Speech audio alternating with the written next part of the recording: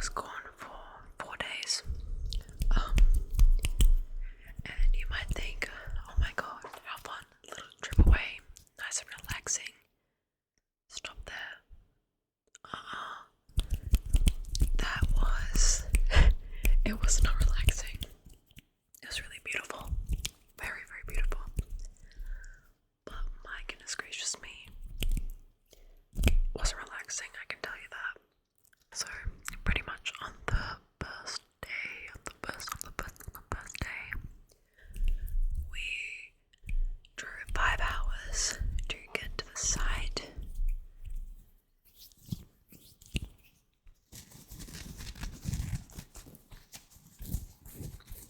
And we dropped our luggage off, and the first thing we did was we went for a walk around the property, or the main area, which is quite a beautiful but large property.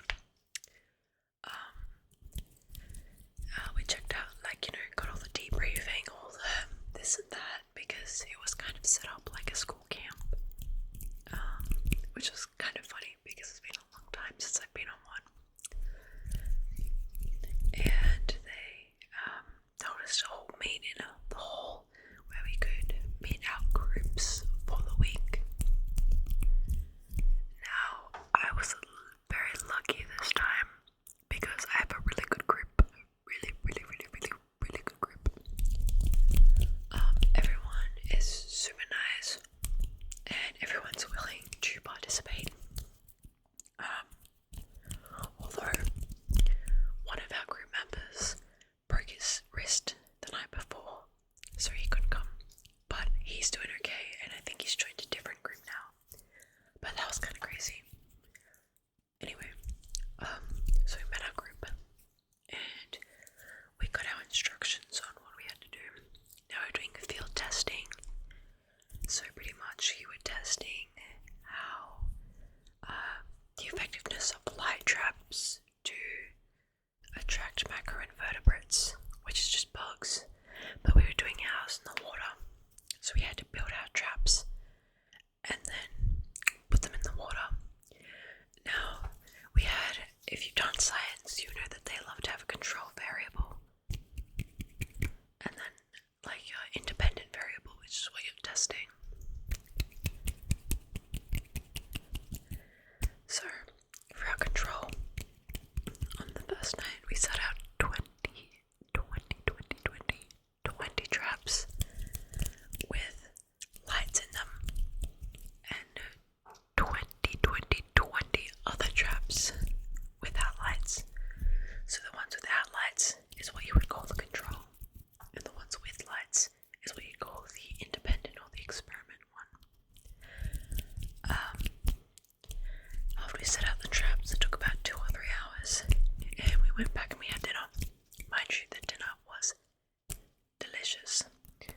The cooks, amazing. 10 out of 10. Felt like a camp for a lot of people. The food they made was so good. Anyway, after that, I did get a little time to relax. I played some ping pong or table tennis. I don't know what the difference is. Please tell me if you know. Anyway, that was awesome. I'm actually not too bad, by the way. I used to play with my dad, and unfortunately my dad holds no hostages. He will, I could be 8 years old trying to learn how to play, and he will just beat me into oblivion. Like, he wouldn't spare me. Like, he wouldn't just let me win for free. So I had to work hard to try and get good to actually challenge him. Mind you, I wasn't really playing him at 8.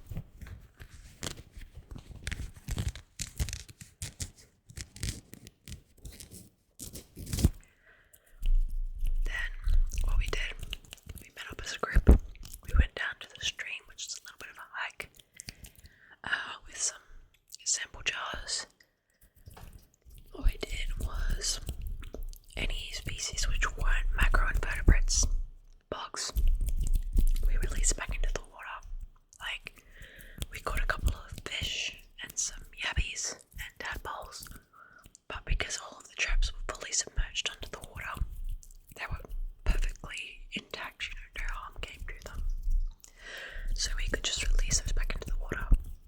I got some cool pictures of all the different species and whatnot.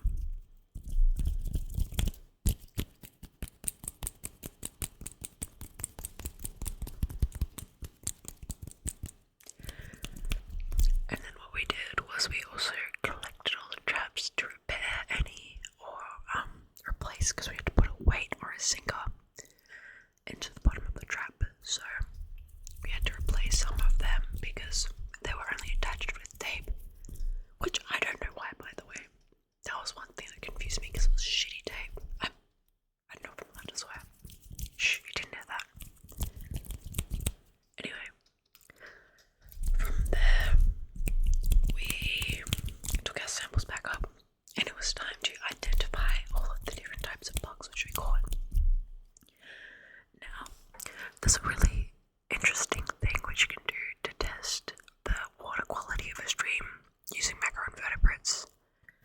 So pretty much a while ago, this dude made a scale, and so the scale indicated what types of bugs are deemed as tolerant and not tolerant. So tolerant bug species are bugs that can handle lots of pollution. So if you're finding lots of tolerant species or lots of bug species that can handle lots of pollution, then you can kind of gauge that the waterway is unhealthy, and vice versa. If there's lots of species which are not tolerant to pollution, then it means that the waterway is a lot healthier and a lot less polluted. So we identified the bugs, and because we were at a beautiful nature park, which was the part we were at was a little more, more human activity than other parts of the park, but it was very healthy, considering it's probably the healthiest stream which I have tested personally, which was really cool. Now it might not sound like that much, but identifying the bugs I think it took us until about 7 or 8 p.m. at night. It was a pretty long day. But it was really interesting, and our group worked pretty well together. I did have a little bit of a headache because I'd been looking down a microscope for most of the day, but after we finished identifying our bugs, we had dinner and we set out a new set of traps. So we're collecting data over 2 days, which makes our data more accurate and reliable because it provides more results, and more results enable us to compare more data and create a more accurate average, if that makes any sense.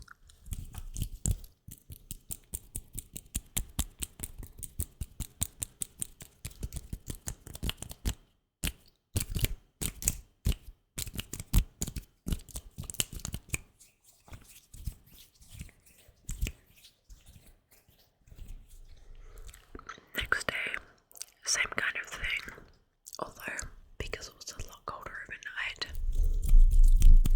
it did affect our results a little bit, but there was also a couple of factors which I think affected our results, which was really interesting to look at. So, for all of the groups looking at terrestrial macroinvertebrates, aka bugs that walk on the land,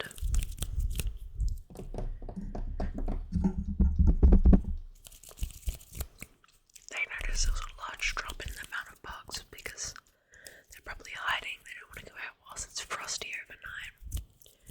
That for us, we did get less species, but that probably wouldn't be the reason, which we discovered by talking to one of the lecturers. Oh, sorry. Because water temperature doesn't change too much, or it takes a lot more coldness or heat to change water temperature because it's a lot denser, which makes a lot of sense to me. Also because it's flowing, it doesn't stay stagnant.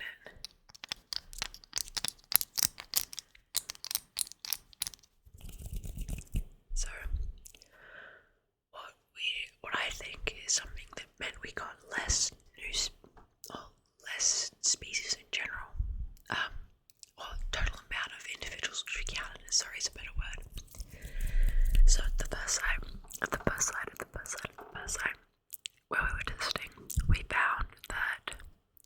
lots of weed cover, or like not weeds, but it's called duckweed, which is like a plant or a fern kind of thing that sits on top of the water, which we believe shields bugs from predators such as birds and creates more of a hideout for them, for other predators which could eat them.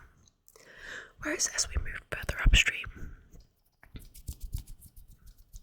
we noticed that there was a lot less duckweed and a lot less bugs. So we think it means that predators were had much better access to eating the bugs.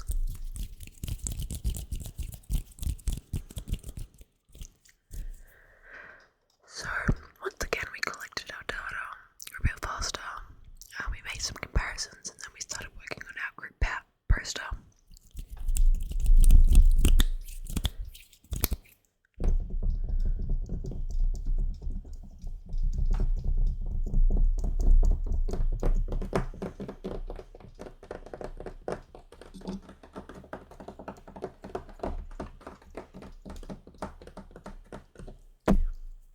Jeepers, I keep hitting the mic, I'm so sorry. Anyway, so when we were making our data, we had to put it into this program called SPSS.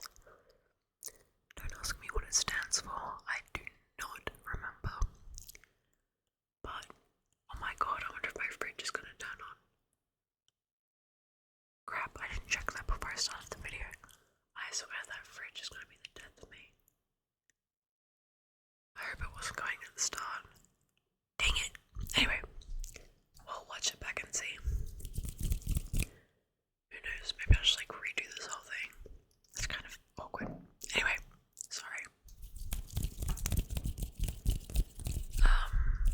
Wait, hold on. This is actually, no. I'm gonna finish what I'm saying because I'm nearly done anyways. And plus I have to take these teeth whiteners off. And they're supposed to be on for like 30 minutes, and they've nearly been on for 35. Anyway, yeah, so we had to put this data into a program. And now this program is pretty nifty. When I first started learning how to use it, I was looking at it like, what the heck? I'm not built for this. I don't get all this programming stuff. But I've gotten used to it. Oh, to some extent. I'm a little slow, but I've gotten more used to it. And with that, we can analyze the data to look at how effective using light traps is in comparison to not using them. And our data was really good. It clearly showed a trend, which meant we could start working on our poster. We only had a couple hours to work on the poster at the end of the day, but we got a fair bit done, and because I finally have a good group, it meant that we really, we got through it, which was amazing.